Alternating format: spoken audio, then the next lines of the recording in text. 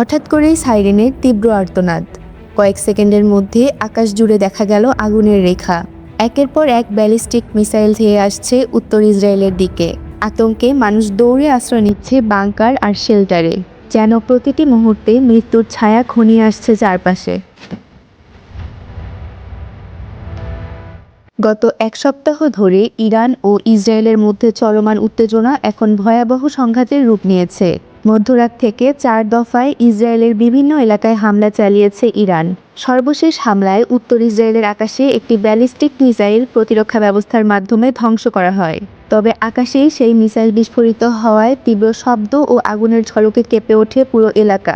Siren থামার পর Israeli প্রতিরক্ষা বাহিনীর হোম ফ্রন্ট কমান্ড যখন ঘোষণা দেয় যে নাগরিকরা শেল্টার থেকে বের হতে পারেন, তখনও অনেকের চোখে মুখে ছিল তীব্র আতঙ্ক। অনেকেই দীর্ঘ সময় মাটির নিচে নিরাপদ আশ্রয়ে অবস্থান করেছেন। শহরের রাস্তাঘাট প্রায় ফাঁকা। সাধারণ মানুষের স্বাভাবিক জীবন যেন থেমে গেছে যুদ্ধের এই ভয়াল বাস্তবতায়।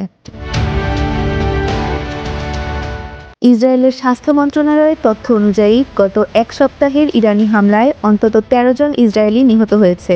আহতদের সংখ্যা বেড়ে দাঁড়িয়েছে 1929 জনে। আহতদের অনেকেই মিসাইল হামলার সরাসরি আঘাতে ক্ষতিগ্রস্ত হয়েছেন, আবার অনেকেই আতঙ্কে শেল্টারের দিকে দৌড়াতে গিয়ে বা হুড়োহুড়ির মধ্যে পড়ে আহত হয়েছেন। কর্তৃপক্ষ জানিয়েছে গত 24 ঘন্টাতেই নতুন করে 157 জন আহত হয়েছেন। এর মধ্যে বেশ কয়েকজনের অবস্থা গুরুতর। বর্তমানে বিভিন্ন হাসপাতালে 112 জন চিকিৎসাধীন রয়েছেন। চিকিৎসকদের ভাষ্য অনুযায়ী তাদের মধ্যে অন্তত 9 জনের অবস্থা অত্যন্ত সংকটাপন্ন। হাসপাতালগুলোতে এখন যুদ্ধাহত মানুষের ভিড়। জরুরি বিভাগে একের পর এক আহত মানুষ আনা হচ্ছে। চিকিৎসক ও নার্সরা দিনরাত কাজ করছেন আহতদের জীবন বাঁচাতে। করিডোরে অপেক্ষা করছেন স্বজনরা। প্রিয়জনের খবর জানতে উদ্বেগ আর কান্নায় ভারী হয়ে উঠছে হাসপাতালের পরিবেশ।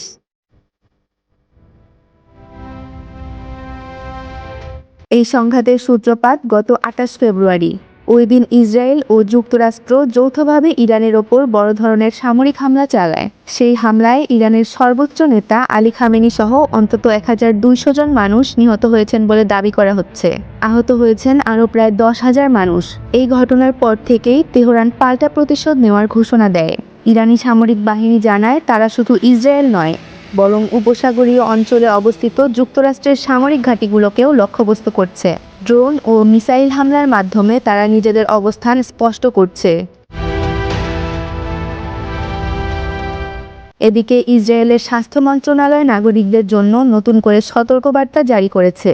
তারা বলছে সাইরেন বাজলে যেন সবাই শান্তভাবে এবং নিয়ম মেনে কাছের নিরাপদ শেল্টারে আশ্রয় নেয়, কারণ আতঙ্ক ও হুড়োহুড়ি থেকে আহত হওয়ার ঘটনাও ক্রমে বাড়ছে।